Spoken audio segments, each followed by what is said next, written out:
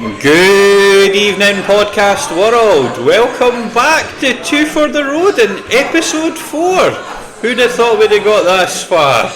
And who's letting us get this far? Come on, let's be realistic. I'm Aaron, one of your hosts, and here is Andy, the other one. Again, folks, it's Andy. Andy's one of the special ones. Yeah, that's one way to put it. Obviously, we are recording this a little bit later than we normally would because this first Sunday of the month fell on the 6th of April. So it's been 5 weeks since we last filmed. Right enough. It has. Although I'll again say recorded. Recorded, filmed. I apologise, guys. I always say filmed. Not only that, does Andy correct me, Laura corrects me, and everyone else. Nice. So, obviously, we can see that you guys have been enjoying the other episodes. We thank you for all the support. We've had emails in asking about some questions, so I'll go through one of them. Have we? Yep. And just keep it coming. So, Andy, how are you getting on? I thought you were going to say, how was your March? That's the way you usually go. I was speaking to Claire the other day about that, and I was like, yeah, it does seem to always come in with, so how was your... So, yeah, not bad. Had a good weekend. Nice. You've been here? Well, yeah. I was up here on Friday night with your good self for a wee while. So, just to clarify, here is Pinkerton's pub in Glenrothes, the best pub in Glenrothes, best barmaids, and also best prices, and a great night out, where the pub quiz happens with the amazing Andy Wiley. And back to you, Andrew. Yeah, so we were here on Friday for a wee bit, and then I was here last night with Alex and Fraser, and Sarah and Brody popped in for a wee bit. Oh, nice. How are they all? Aye, all good. It was Brody's birthday. Alright. So she was only doing for an hour or so. But yeah, then Sarah stayed, and the four of us just sat and had a blather. It was brilliant. Nice. Anything else? You're very quiet, Andrew. It's nothing happened post this weekend, pre this weekend. Probably. I don't know what. I love that you've had 5 weeks to prepare for this episode. To be honest, I've not even finalised my song yet. I was sitting last night listening to a few because I'm pretty sure who I wanted the song to be from, but yeah, I'm so unprepared. I've not done my homework, guys. It's got about an hour and 20 minutes to finally figure that out. Obviously, I had the best day ever yesterday, let's be honest. So, I can't remember if we talked about Nick Rocket in the last episode, did we? Or did you cut him? You might have done. Well, there's every chance. my Grand National prediction of Nick Rocket. So, in February, I made a prediction that Nick Rocket would win the Grand National, as we know. And I'd advise anyone that asked me, because obviously I predicted the last 5 Grand Nationals correctly. I had a little bit of money on him. He was at 33 to 1, and yesterday he come in, and I got a lot of messages and phone calls from a lot of very happy people who won hundreds of pounds and people who won thousands of pounds won a lot more money than me, and it was my prediction. Yeah. I did all the analysis on it and they won the money. But obviously an amazing day. Me, Laura and little R, we went up to Dundee. We went to Decon, which I think you would like a lot more than me. It was a bit more anime focused. A lot of people dressed up. I would know nothing about that though. But no, they were all dressed up. So it was quite a cool. It was a very guy place. There was the one that we went to in Perth. There was a few people dressed up, but not. No, this was massive. Like every 1 to 2, every second person you saw was dressed up and like nice, amazing costumes. Obviously, there was a K-pop dance thing. There was character themed wrestling, so Woody for Toy Story against Jack Sparrow. Nice. In a wrestling ring. It was good. It was fun. Like for people to take part in, or no, they had set it up and you were able to go in and watch. It was a big a huge proper wrestling ring, and these guys were coming out dressed as all your. They had guys for video games, movies. It was probably the only part that really wasn't anime focused. Right. It was awesome. And then we went to the Braes in Dundee, Now, I'd specifically booked a table and asked for a clear view of the television because the Grand National was on. Of course. And I literally had an 85-inch television 2 feet away from me. Well, that's a pretty clear view. It was a very clear view. So the race starts and I'm getting a bit nervous because my favourites dropped to 33-1. Yeah. My nap. I'm sitting there going, right, this is a year I'm not getting it. Like 5 in a row is about to finish. And turns the corner and comes into the final straight, and I turned to Laura and I just said, I think we've won this. And the boy at the back just starts screaming, come on Maximus! Come on! The next thing you hear is me going, come on Rocket! Fucking move it! Fucking! And I'm swinging my arms, come on! And they came over that final bit, and as soon as I seen him get to the rail I knew, and I was just like and just screamed all the way till I crossed that line, and boom, second biggest win I've ever had. Right. Second biggest win. So it was just a phenomenal day. I hit my 10,000 steps for the day, walking over decon, and I lost £8.5, Nice. as you know. I'd imagine we got quite a few steps in as well, because me and Mum went to, cause obviously normally we go to Dundee once a month, but I think I'd mentioned in one of the previous episodes we've decided to go to Kettlebridge Inn. Love it. Twice a year, and we've got that in with our sushi or Chinese or Lebanese or Thai and our pub grub. So yesterday we went up to Kettle, parked up right outside the pub, which was lovely, and then we had a wee wander around Kettle, didn't pass my granddad's old house, down into the village, and then had a lovely meal as we always do in Kettle, and then we went to Fruitcake, to the Albert, had one there. That was where I'm sure my dad's 30th and 40th were in there, and upstairs in the function hall. So I went there, and then we went to Falkland, had a wee wander around there as well, and went into the Covenanter for a wee pint and a cappuccino for Mum. And that's where the National was on, when we were in the Covenanter. So it was bro. And you looked at the message I sent you? I did, I showed Mum the message you'd sent with a bit of paper from February saying that it was Nick Rocket for you. Yep. I wrote a message to myself in February, and I wrote it on a little bit of paper, and I folded it and I wrote, don't open until National Day. And inside that little bit of paper was wrote the date, and it said Nick Rocket or nothing. And I opened it obviously yesterday morning, and I sent it to the guys, because some of them were aware I'd already done this, and that they didn't know what was in it, and Laura knew it was there the entire time. And I obviously sent it to you, and cementing my belief in a 33-1 horse in the Grand National for the 6th year. Which I sort of wish I'd listened to you about now. But, as I mentioned before, I rarely bet on, anything to be fair. But talking about biggest wins there, you mentioned obviously yours have been far greater than mine. But I remember I did once predict the correct score, and it was United Arsenal.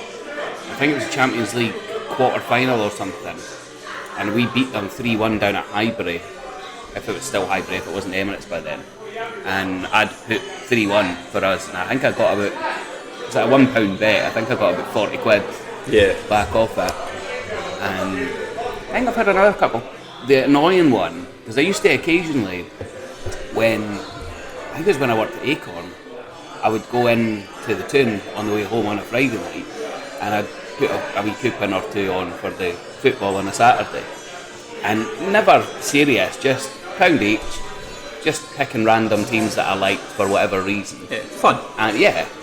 And one of them actually nearly came in, and I think it was scheduled to be for about, it was thousands, whatever it was, but you know the team that let me down? I mean, I would have had probably just random wee teams that I like, Sunderland, Oxford, things like that. Know who let me down? Who? Barcelona. A team you would not expect to let you down when you've got a handful of other, at least, random teams. And Barcelona let me down. And this was years ago. I know they're doing well this season, but this was when they were the really, really good side. And we've been there together, oddly enough. We have. I was in the stadium. You were. I was very hungover not to be in that stadium. I think I went with Matthew, and I can't remember if any of the other guys came with us. We were definitely there. No, I remember you going as well. Because I've got a photo of us holding the Champions League trophy up. That's right. Yeah, I on the other hand was nursing very. You'd probably only been to bed about 2 hours before we went. Yeah, I think I slept an accumulative of 5 hours that entire 3-4 days. Yeah, probably. Yeah. We have talked about that before, how your room was the party room, our room was the actual chilled out room where you could rest. It's the room I'd like to be in now, how I am now. It was not the room I was in back then. Yeah. It's thinking back, I'm kind of glad I stopped drinking. I oddly enough stopped drinking shortly after that. Was it? Yeah, because that's when I got the absinthe in Barcelona. Oh, right enough, yeah. And then I've got the photo of you with a bucket next to you and that, Irish. Oh. The pub that offered me a job as well. Did they? Yep, they offered me a job over there. Nice. The second or last night. You ever worked a pub before? No. No. It's, it was one of those decisions of, do I come back and finish the HND and Blockbuster, or do I go and party in Barcelona for a summer and come back and finish my HND but with no job? Yeah. So, obviously, common sense prevailed Yeah. at that point. Makes a change. Yeah. Oh, see, when you mentioned about the wrestling up at Decon, it reminded me, I think I was talking about this recently. I remember way back in the day doing Anima. This is a club that used to be in, well, just next to Graham Cinema. For anyone listening that doesn't know, me and Mikey pretty much lived there back in the day. But I remember they had, it was like a competition. It was basically, you put on big like inflatable sumo suit things, and you had to, it was like best of 3, get somebody on the floor basically. And I'd gone in, I don't know why I'd gone in it, 2 foot fuck all, but I'd gone in it and I'd got to the semi-final for some weird reason. And Towie was in the other half of the draw, thankfully, because he'd have just knocked me over with his pinky. Towie's a big dude, big rugby player, friend of ours. So yeah, he'd have just flattened me. But the guy I had in the semi-final beat me, so then of course Towie won his semi-final, had the guy that beat me in the final. Thankfully made light work of him, and I think he won about £100 or £200 or something for the competition. So That's cool. he bought around, which was nice. But yeah, I was standing there like, get him, because he beat me. It would have been hilarious if it was me and Dowie in the final though. Yeah. The result would have still been the same, but it would probably be more funny for the rest of the boys. Nice. And I was going to say, coming up, by the time that we film the next episode, we will have seen Thunderbolts. When's that out? May 2nd. What? Where are we, April? Yep, 6th. Aye, so I'm guessing it'll probably be about this time next month that we're... Yeah, well, literally, when we record the next one, we'll have seen the Thunderbolts. Yeah, how long did it take me to go and see I'm going to throw you in the boot. Just go throw you in the boot. Just what's going to happen. Would be the first time? Yeah, you'll be walking home for work and then this wee white Peugeot will just throw you in the boot. Again, yeah, probably wouldn't be the first time. Yep. Me and Bill will just kidnap you. But yeah, it'll be fun, hopefully. Good start to the summer movies. It certainly looks good. Yeah. But me, Brian and Bill are all in agreement Superman does look better. Aye. But I said this in January, in the first episode. I thought Superman... Right enough, yeah. Oh, did you go and see that Mickey 17 that you were talking about in that episode as well? No, so me and Stin were going to go, but obviously Stin wasn't feeling up to it, and then me and Mark booked tickets, and then Mark got ill. So, really? Is he alright now? He's alright now, but as literally got the phone call as I was in the car to go pick him up. Oh, really? So I had a choice. I could still go through and watch it, yeah, but I just couldn't be bothered, if I'm honest. So is that something you've ever done?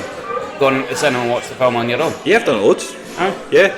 I did it when I was down in London, because often when I first started at Classic, I had the shift at the lunchtime sort of request show, and then my actual producing shift, if you like, show didn't start till 7 in the evening. So I had about 3 hours to kill. So, and obviously we were based in Leicester Square, so no shortage of cinemas kicking about. I would often just go and watch a film. Nice. Sometimes I'd go down to like I think it was St James Park and take my book and like if it was nice weather, just lie in the park and read my book. Nice. But sometimes I'd go to the cinema. I remember once, I think it was maybe for the Simpsons movie. Really? I think I was the only one in there. I love a private screening. Yeah. I mean, me and Stu went to see, I think it was Once Upon a Time in Hollywood, and we were the only ones in there for a while, but then right before it started there was a few other folk came in, but the Simpsons, I think I was the only one in the entire cinema. I remember going to see, I want to say,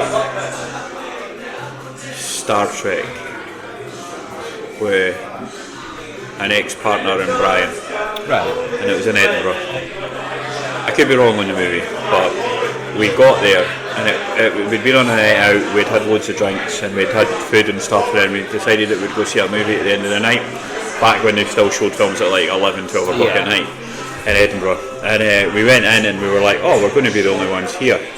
Now we were sitting in the middle, like the whole screen was free, and this guy decides to come and sit right next to us. The only other person in the cinema. He comes in late and he decides he's going to sit in the seats right next to us. That's just not cinema etiquette, is it? Well, no, we were kind of like, I remember sort of saying to him, like, is there a reason you sat with us? Yeah. Like, and he's like, yeah, I just didn't think you would mind. And we're like, but you've got like the whole screen to yourself, like you can sit anywhere. So it was a bit awkward because we ended up moving.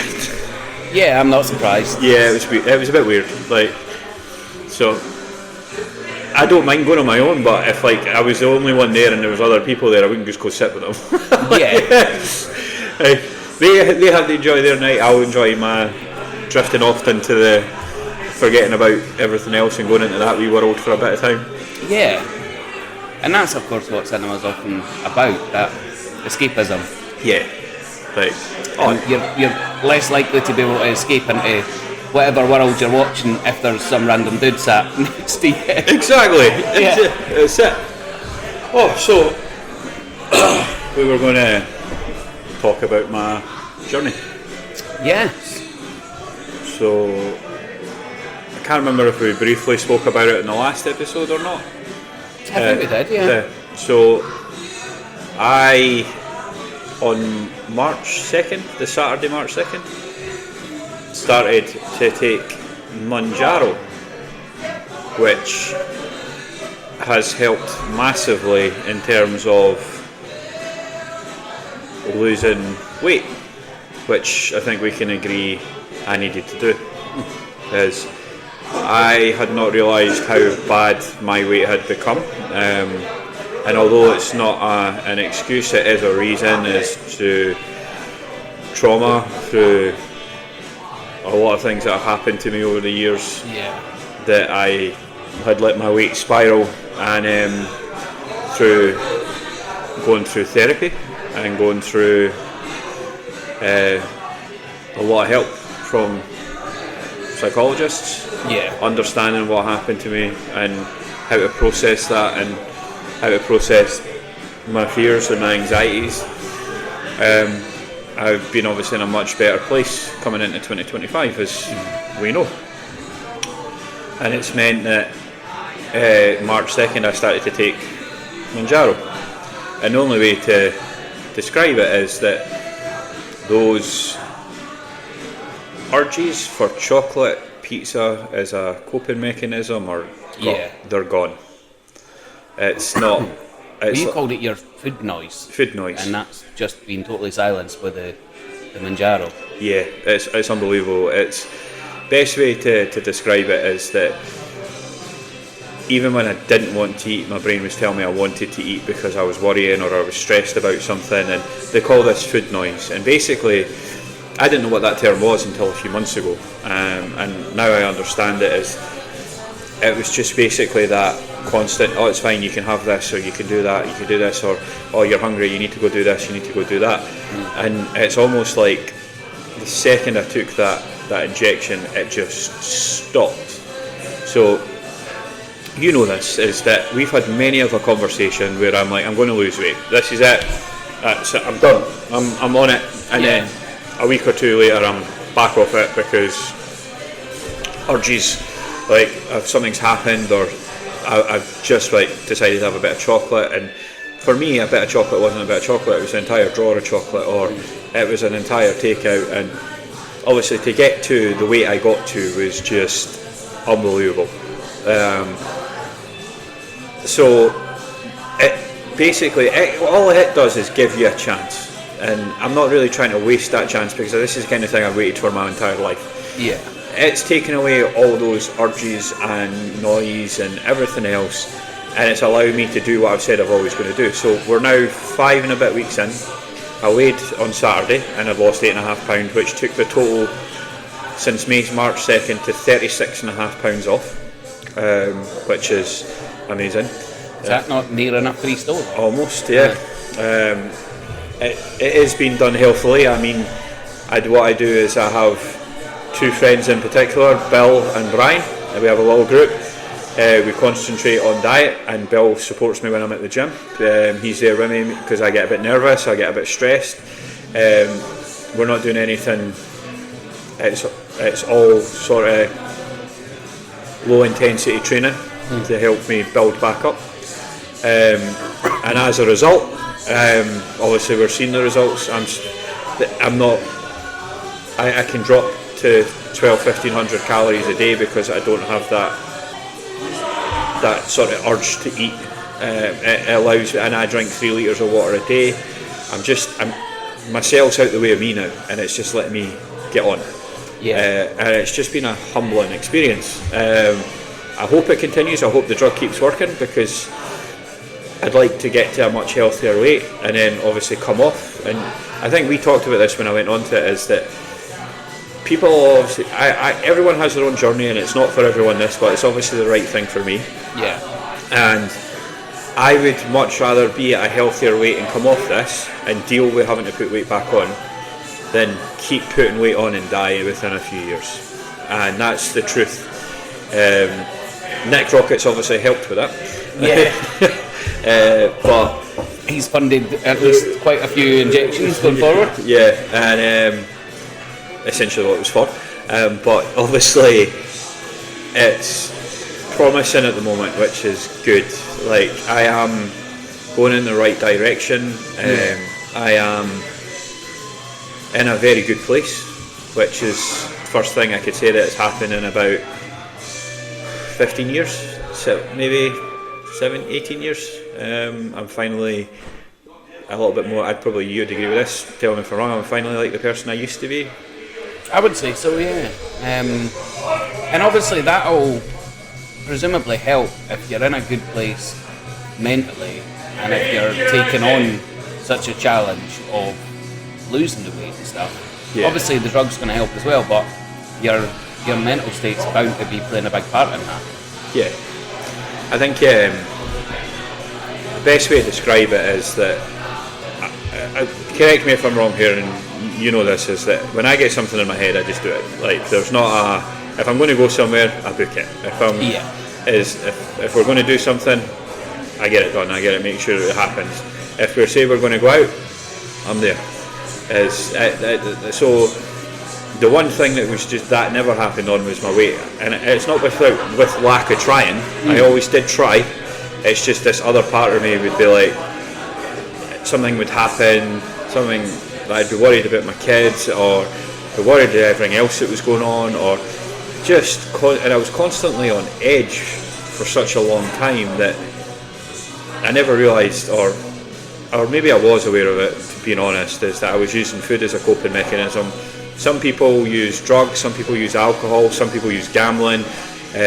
I was using food as my coping mechanism, and with Mounjaro, that even if I have a stressful day, I'm not using food anymore because I don't have that urge. It's gone, and that's and basically it's it's just working. And obviously I cannot thank Bill and Brian enough. Like, they're my boys. Like, they're my wee cheerleaders.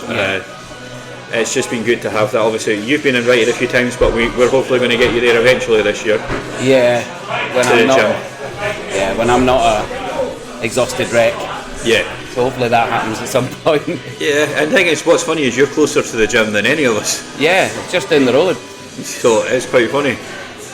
But yeah, I think, and I had a conversation with somebody that we went to school with named Paul, and he kind of brought up to me about, like, do you think that, because there was, when we were younger, and we were, like, I'd say it was about when we were 16 maybe, there was a guy that we were at school with, and I'd stopped playing football, and I looked back at the photos, me and Brian, and we don't ever understand why he decided, but he decided to start calling me obese.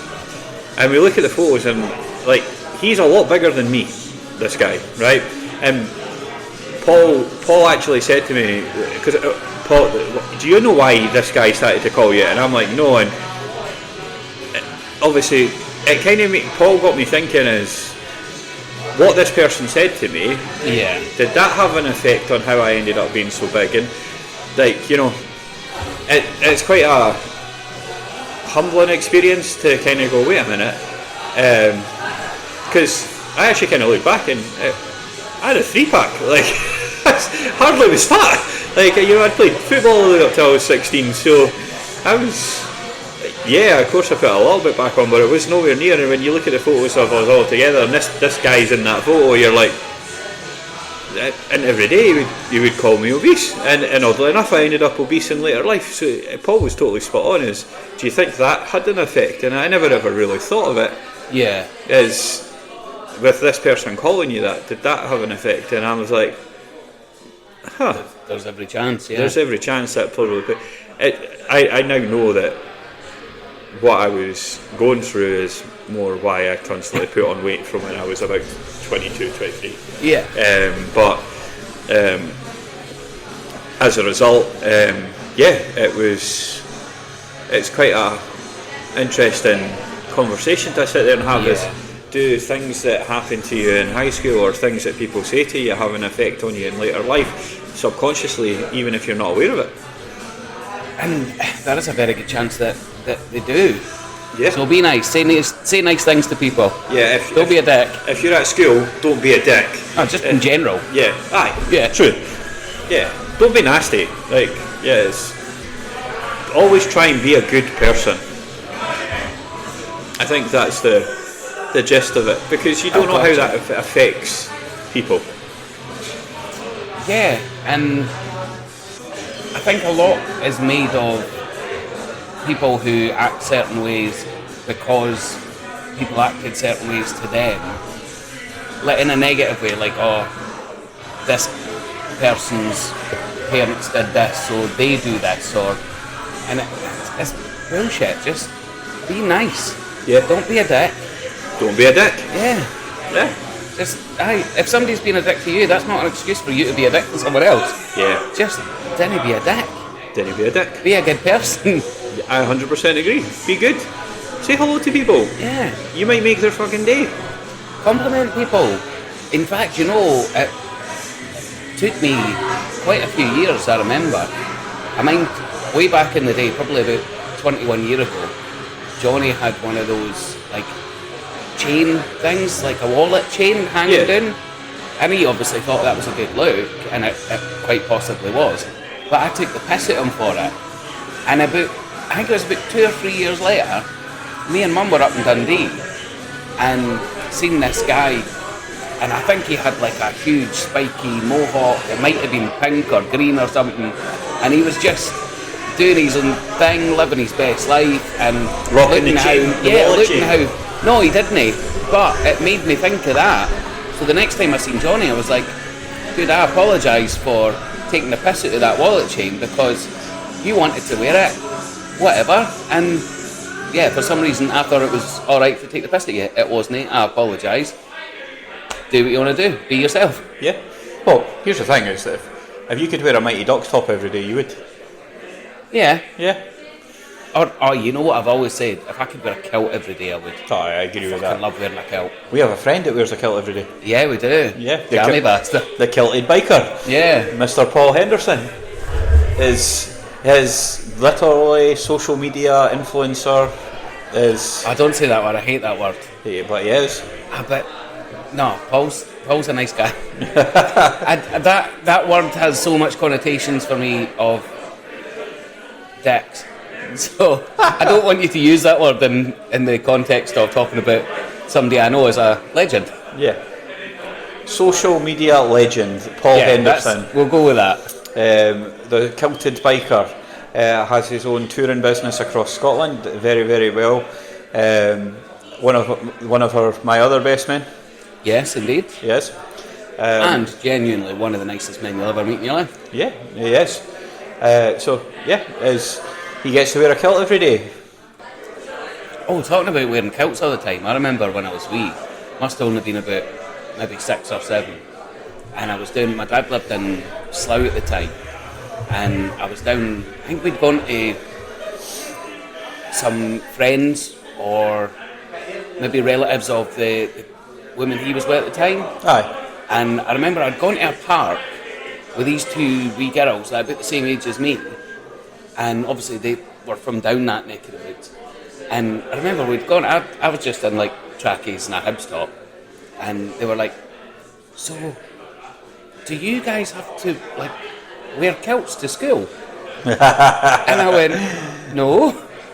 And they were like, so what do you wear to school then? I was like, pretty much this. But yeah, they were under the impression, obviously, as I say, we were all about 6 or 7. But then I was sitting thinking, I kind of wish we did wear kilts to school. And just, in general, all day, every day.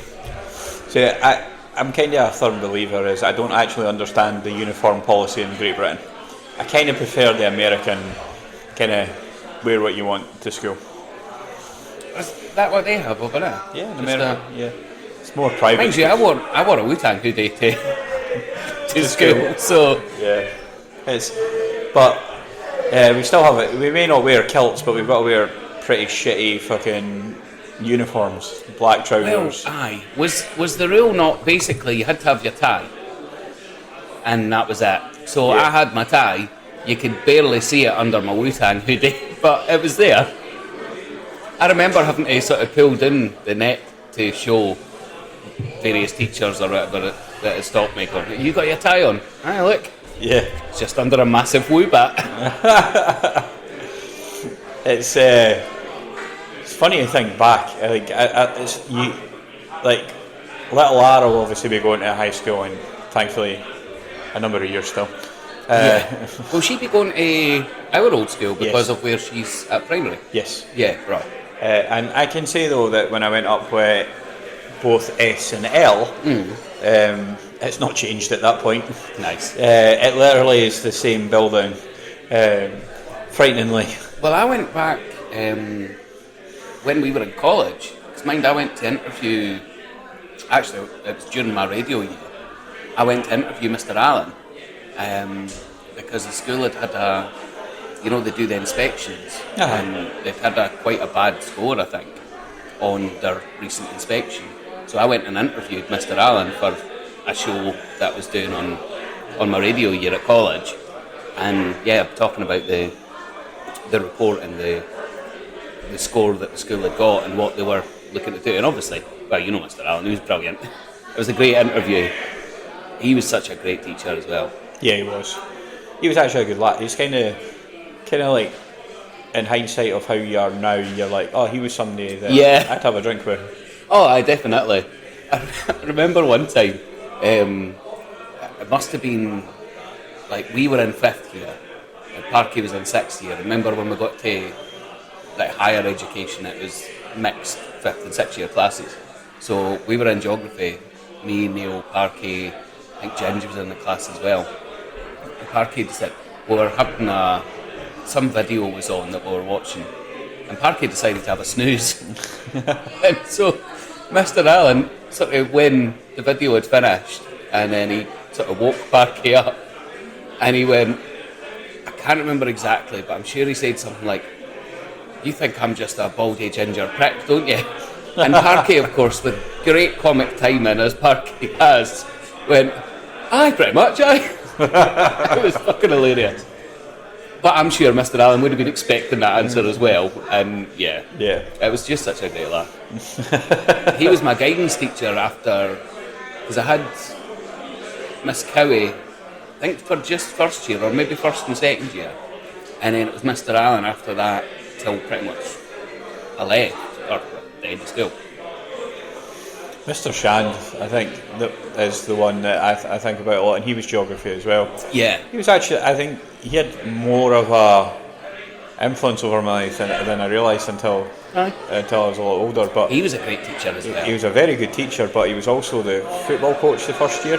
Was he? Yeah, and obviously he put me up front the entire first year, and he obviously became my Reggie teacher, and I realised we clashed towards as I got older, but in hindsight I'm also I realise now how much he was looking out for me as well.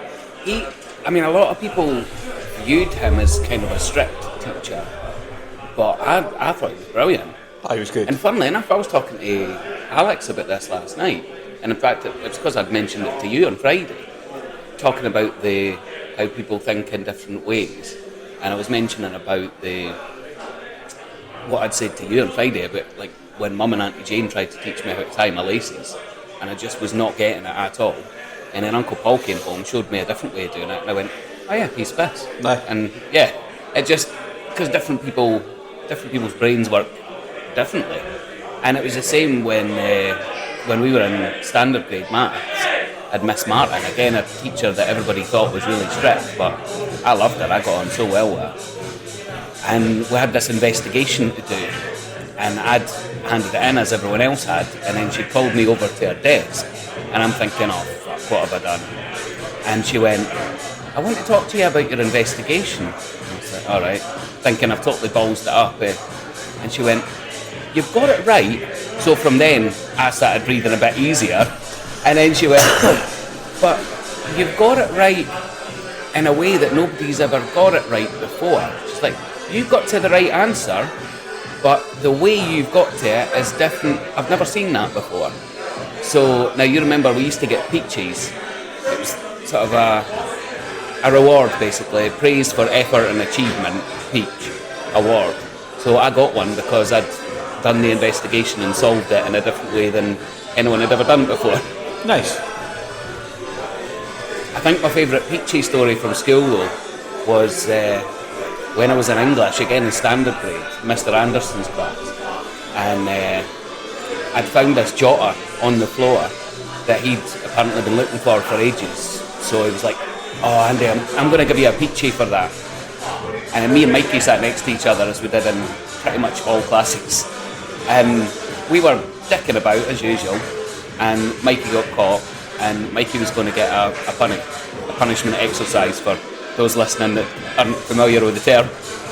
And so I decided I would chance my arm, and I said to Mr. Anderson, I went up to him later on, I was like, Mr. Anderson, you know how you said you would give me a peachy for finding that jotter?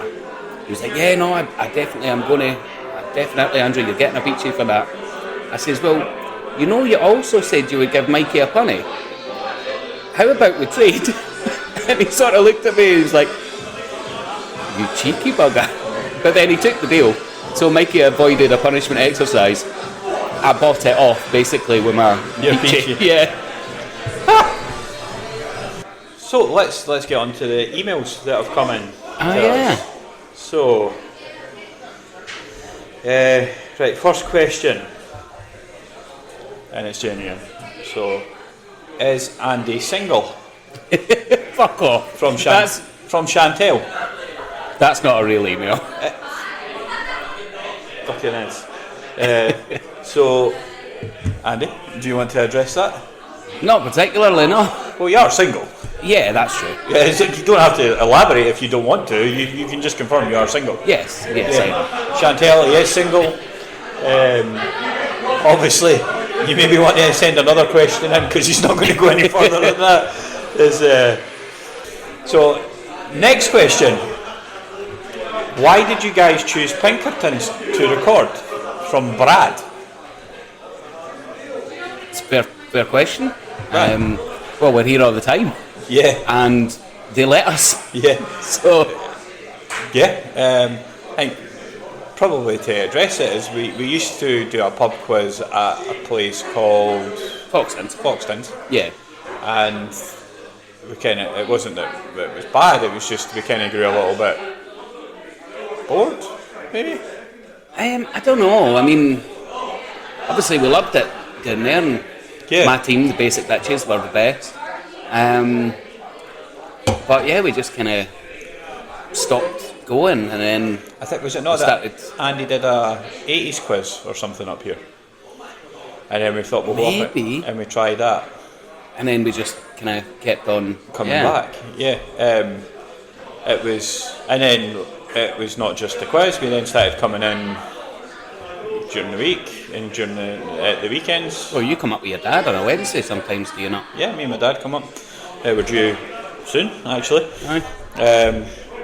But yeah, I remember it's kind of hard to describe. But my personal perception of it is kind of feels like How I Met Your Mother, Friends with a Coffee Shop. Like that's kind of how it became for me, you, and a couple of our other friends.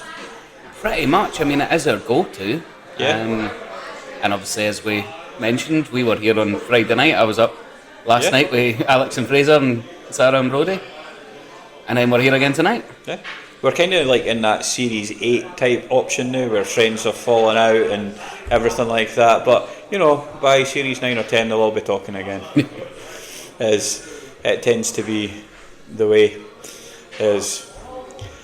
But, yeah, it kind of falls in line with that, doesn't it? Aye, but no, it's a good question.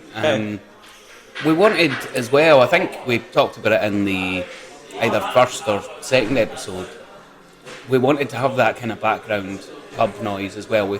Obviously we recorded the first episode in my living room. Yeah. And after software issues. yeah, and it I think it didn't have the setup. Obviously really enjoyed recording that, and there was a good Bayern game on the telly if I remember correctly, which Stu particularly enjoyed my reporting on. But yeah, it didn't. I think from episode 2 onwards, having that kind of background of, yeah, we are just in the pub, because that's the point. We're in the pub having a blether. That's the point. So yeah. Yeah, and I think as well that it goes without saying is we've been coming here now almost 2 years, I think. That Claire, Lindsay, they're all very, very nice people to us. Yeah, definitely. All the regulars. And Claire even mentioned earlier on when we were at the bar that she wants to be involved at some point and come on as a guest. So yeah, that'd be nice. You know, the regulars in here, they all say hello to us. We all get on well with them. There's never any bother. It kind of feels like it doesn't feel like you're just another generic person when you walk in the door. There's always somebody saying hello. They know who you are. It does have a wee bit of the Cheers vibe. Yeah, exactly. Yeah. So like when I walk in, I don't feel like, oh fuck, I'm like where am I? I feel like I'm going into a safe place. Yeah. Which is odd. Funnily enough, yesterday when me and Mum were having a wonder about Kettle, I was telling her about there was a pub. It's no longer there. I think it's houses now. We're pretty sure we found the right place where it used to be, and it's all houses now. But I said, me and Dad went in, must have been when I was about 17, 18, something like that. And I got like Smirnoff Ice, he got a glass of wine or a pint or whatever he was having. And then we went back to the very same pub, I think about 2 years later, and we walked in, and the barmaid went, Smirnoff Ice and whatever Dad was having. We obviously made a good impression. But she remembered exactly what we had ordered 2 years prior and had them on the bar waiting for us before we even got there. And that's what it used to be like an anima for me and Mikey in particular. We would walk in, because we were there all the time. We were there pretty much Thursday night, Friday night, Saturday night, if it was all open, on a Sunday night as well. And we would walk in, and before we'd even get to the bar, our drinks would be on the bar ready for us. And within about 3 or 4 songs, the DJ would start playing our stuff. Yeah. Well, it's like tonight when you walked in here as well. Lindsay was like Magners for the draft. Yeah. Not at all. Like she knew exactly what you were going to have. Aye, well, or what I wanted, but I couldn't have it because they ran out of Magners on draft. So I've currently got a bottle. Busy Saturday night. Yeah, it was probably my fault. Yeah. Drunk it all last night and Friday. But it's good when you have places like that you just go in and you feel comfortable, you feel safe, you feel. And I think it's worthwhile addressing as well is that you may have picked up we've not talked about the pub quiz, but it's something me and Andy have both decided on is we're not going to. We'll still talk about the quiz, but we're not doing the competition thing anymore. It's a decision we both made. I think it's a sensible one. There's no point in us having that competitiveness there. It's just keep it fun, like it's always been. Aye, definitely. I think ultimately it creates rifts and drama and things that we just don't want. I'm like 7 months drama free at this point. I'm quite happy to keep it that way. Yeah. And obviously Andy Wiley threw an amazing quiz. The last two. Ultimately, both sides could say it was exceptionally good. Well, my side could in the last one because I wasn't there, and they done really well. Yeah. Seems to be a theme.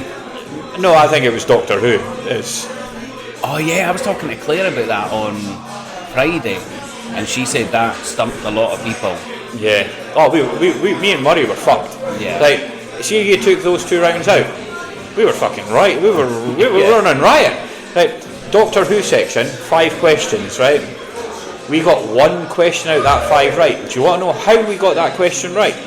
It was a true or false question, and we had a 50% chance at getting it right or wrong. We picked right. That is how, like, we totally fluffed it there.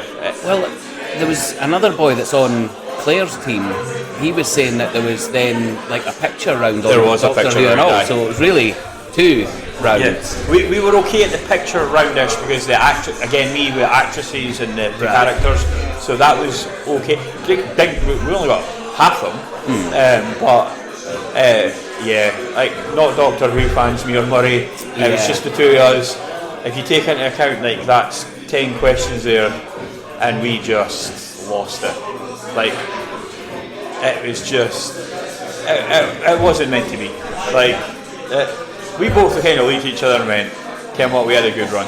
Yeah. We had a really good run, and like, you can't help what categories are going to come up. Well, exactly. That's like what I was talking to Claire and her pal on Friday about. That's the thing that makes it fun, because you don't know what's going to come up. Like the time before, or maybe even the time before that, there was 2 or 3 James Bond questions, which obviously I did really well in. Big Bond fan growing up. But yeah, you never like if I was here on Thursday, I'd have been no help in the Doctor Who rounds either. I think from what I heard, Billy was. Yeah, I heard that he knew that pretty well. So. And Alex, right away, Alex was fucking $1 million. She came up, did the tie-breaking question, and fair play to her. Yeah, she said that last night. She fucking nailed it. Like I was sitting watching that, I was cheering like fuck for her. Like she got up there and she just got it. It was awesome to see. So, and well deserved as far as I'm concerned. But yeah, it was Doctor Who.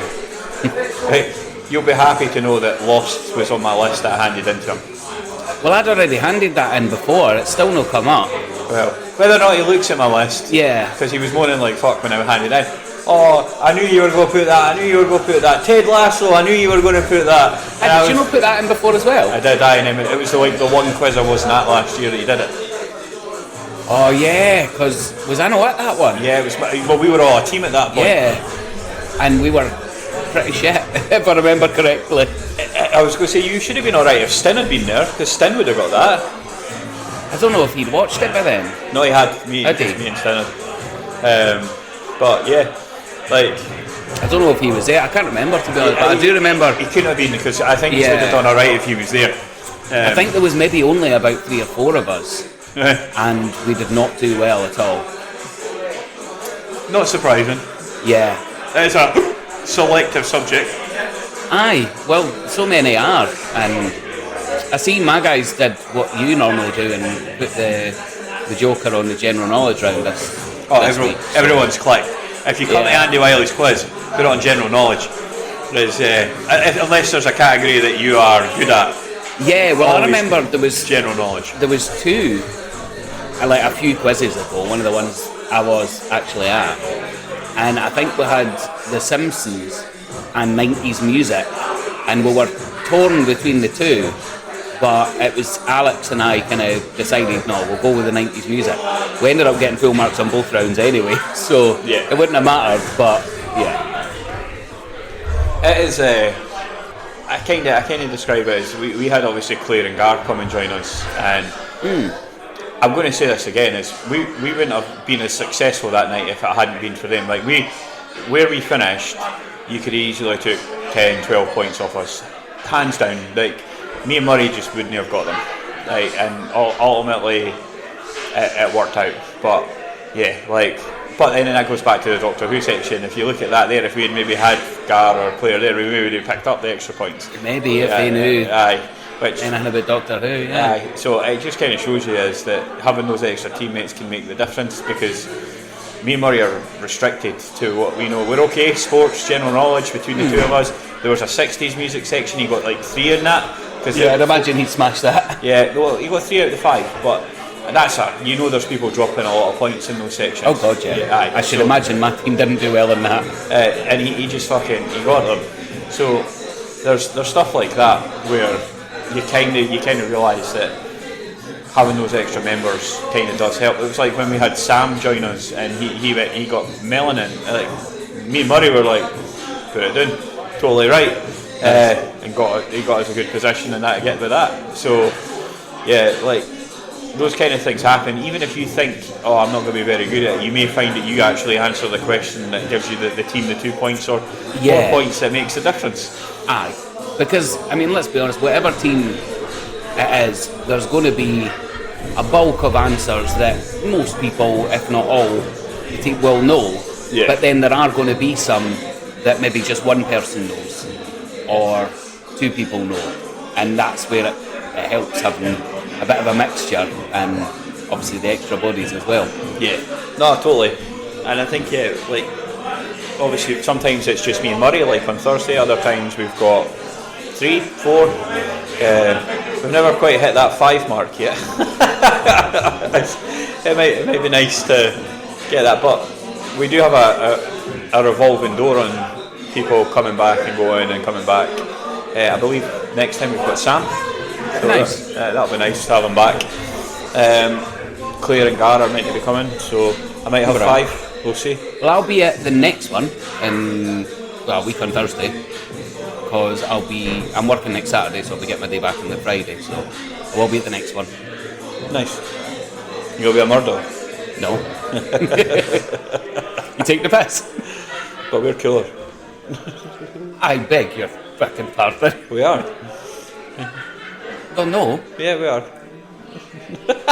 Shall we do a roll call? Oh, are you going to pull out like 6 teammates on me here? Exactly. Yeah, me and Murray are cool. Nah. Did you win the Grand National for the 6th year in a row? Did I bet on the Grand National in the last 6 years? Yeah, we're cooler. Nah, we're cooler. Oh, I got an addition. Remember when we were talking about... I've still not got my fucking picture for little R and my yearbook. I know, I get around for that because I'm sleeping next to them. I got an addition that I can put on my wall at my desk at work. Got a wee picture that Brodie drew. I'm aware that a podcast is not a visual medium, but I'm showing Aaron the picture right there. Oh, pretty cool, eh? On the back of a karaoke slip. Nice. Just draw that for you randomly, or? Well, she wasn't drawing it for me, she was just drawing it randomly. I think she was bored. And then I was like, I think Sarah had maybe mentioned, like, that's another thing that you could have on your... You should obviously heard us talk about the fact that I've got my squirrel for Alex, my devil trident for Mel, and my picture that Junior drew me. And Ant-Man. Eventually... Oh, my Ant-Man, yeah. And eventually I'll have my picture for Little R. Yeah, I get around for that every time. Yeah. But yeah, so that was mooted as an addition, and it will be going up on my wall at my desk on Tuesday when I'm back. It's a very, very good picture. Solid. It's it'll fit perfectly. Yeah. Nice. So, how is how are my old ex-colleagues? Everyone okay? Aye, all good. I miss Leslie. I miss Lisa, Claire, the accounts team. But I do have Linda and Susan now at my new work in the account. I literally just spend time with accounts. I'm sure they're lovely, but Lisa and Leslie and Claire are better. Apologies to your current colleagues. I've never met them. You've but never met them. I'm just. I'm going to say it's all on par. I actually even mentioned, I was like, I just kind of hang out in the accounts team most of like, seems to be the thing I do. But yeah, oddly enough, Linda in the accounts had Nick Rocket in the week work suite. Nice. I bet she'll be a very happy lady today. Yeah, well, yeah, it'll be a fun morning tomorrow. Yeah. So, yeah, it's good. It's almost Easter, so I have a couple of days off over Easter. It's quite funny, because I'll see my dad, and then I'll be at the pub quiz, and that's kind of when I'm off. Aye. Yeah, I think. Is that right? When is the pub quiz? Week on Thursday. Aye, that'll be right, is it not? April's a funny month, eh? I love April, but because let's be honest, it's sunny again. I mentioned when we first come up and set up the laptop and stuff for recording that it's the first time we've done that while it's still been light outside.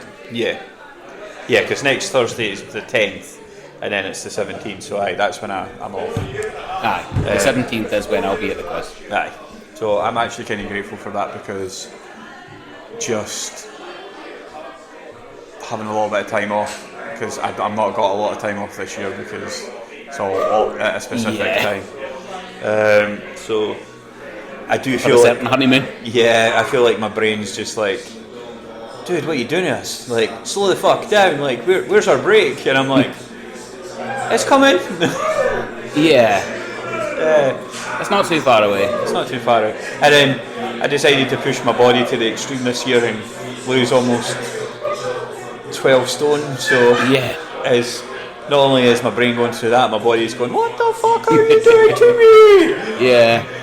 I'm like, can't be having a jolly time right there. Aye. It's sitting going, what the shit? I'm like, you're 25% of there almost. Just gotta keep going. But yeah, it's you getting an Easter egg? Is Shona getting you an Easter egg? I don't know. Do you get one every year? Not really. I mean, obviously I used to when I was wee, but occasionally I have, like... Some parents still give their kids Easter eggs in their 30s and 40s. Yeah, no, I have definitely had. My parents don't. But I'm sure me and Nicole got one maybe 4 or 5 years ago or something, but... Yeah, it's not a regular thing. I don't even know when Easter is, to be honest. I could... that weekend. So 2 weeks from now? Yeah. Right. Aye. And then the kids go back to school on the Monday. But aye, Katie was saying that but it's a bank holiday. Like right now is the Easter holidays. I think they broke off on Friday, did they not? Little hours away staying with our gran for the week. Aye. Yep. Is that why you were up in Arbroath today? Yep. So, and then she comes back because Laura's off to look after her. So the second week. Bra. Oh, she's a wee shite. Oh. Wee shite. So Laura gets a phone call for the school on Friday. Gone to school on Thursday. Now, she's got a wee wallet and we let her put her money and everything in it, and we try to teach her responsibility. She'd taken £40 out the purse and took it to school, and then gave it to £20 each to 2 kids. Why? She just wanted to be kind.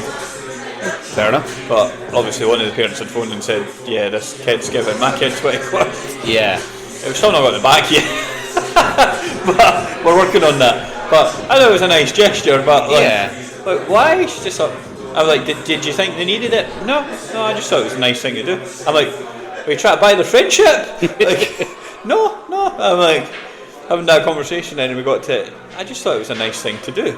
And I was like, which it was? Yeah, which it was, yeah, but I'm sitting there like, is she see me giving friends money? Like, trying to figure out like, right, okay. she's obviously picked up somewhere there. It's Yeah. nice. So yeah, I'm hoping we get that £40 back. And obviously we're now putting her purse away and explaining to her that, you know, we thought she was doing pretty well, but Yeah. she went off and decided to give 40 quid away, As you do. which in this economy is not a good idea. Yeah. I'm going to be honest, the world's worst dog, Wicket, is behaving. Really? Kinda. He's better. So, Couldn't get much worse, could he? no, so he has stopped literally peeing everywhere. We're finally at a point where it's what I would call controlled peeing. He Right. has a gift. Like, he will put him in his massive cage, right? And he will not piss in his cage. He will aim that shit outside the cage. You will come down and it's outside. He's like, nah, I'm not pissing in here. And he will look at you again like, so? Well, I wasn't going to do it in here. There where you have to clean it up. Yeah. So, yeah, really I'd probably say that's the biggest problem we're having at the moment. Like, the girls are absolutely brilliant, no issues at all. You can't even see them going, what the fuck you doing? Like, Yeah. Sheldon the cat likes to go and visit Catherine and Eddie all the time, and he likes to go and visit all the other neighbours still. He's very much a little wanderer. Goes to anyone who'll feed him. Yeah. But always comes home to little R. Likes to make sure that he sees her off to bed most nights. Yeah. But yeah, Sheldon, the Wanderer, is where everyone knows his name. Yeah. He doesn't need cheers. He's literally just wandering the streets where everyone knows his name. But what I would say is that I feel like finally Wicket is going to get in a good place by the next couple of months. I'm optimistic that the world's worst dog might become the world's second worst dog. But yeah, he's becoming more cuddly, he's becoming a little bit less hyper. He is coming into the house, but I'm having to chase him around the garden. And For you and not just Laura then. yeah, he's coming in for me now, Right. which is good. He actually likes to cuddle in with me sometimes, which is nice. We're all getting to a decent place, and he hasn't destroyed any clothes last month. Nice. Yeah, Progress. yeah, progress. Like I haven't had to go buy any new tops Yeah. because he's chewed the zips off them. But that might also be because we're being a little bit more careful about things being left around him. Yeah. There's bound to be a kind of subconscious, no, let's just put that somewhere else. Yeah, I think so. So, coming to my favourite part of the podcast, Andy's recommendation on music. Yes. Third time lucky, because we've had some software issues that this is the third time we're recording this bit. My recommendation this episode, obviously we had Griff and Sigrid and Maisie Peters, and I will, for anyone listening that knows me, get a Regina song in soon, probably next episode. But I wanted to go for an Elio track this time, so I've listened to a lot of her over the last year or so. Really, I'm so surprised. I'm guessing you're so shocked because I haven't heard that you before. haven't heard this before, not like 3 times there. Yeah. But the track, can you guess which track I'm going to go for, man? Not a clue, Andrew. Oh, really? Nope, not a clue. I'm shocked that you can't predict this. Surprised me. Well, it's a track called I Love My Brain. I know. Your socks are blown off right now, you're so shocked. Because we haven't just had the same conversation 3 times. But yeah, it's Elio, I Love My Brain. Give it a wee listen. And I will listen to it when I listen to the podcast at the end of it. And you will not be surprised that I am selecting an 80s classic by Fred Decker. What? No.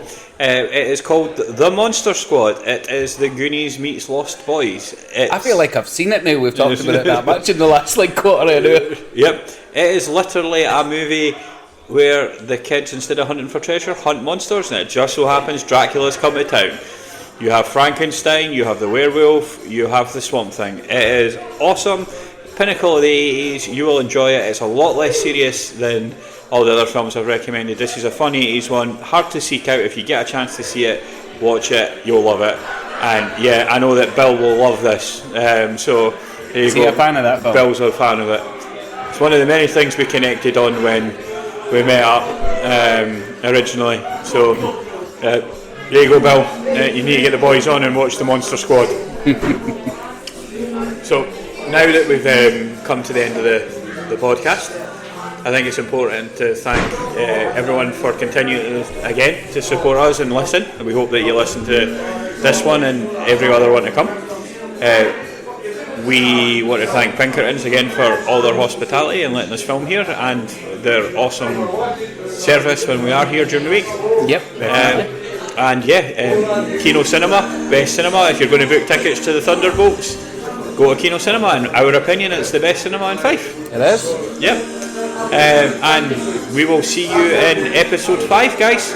And yeah, to all those special followers out there, Cole, Claire, Bill, Mark, we love you guys. See ya.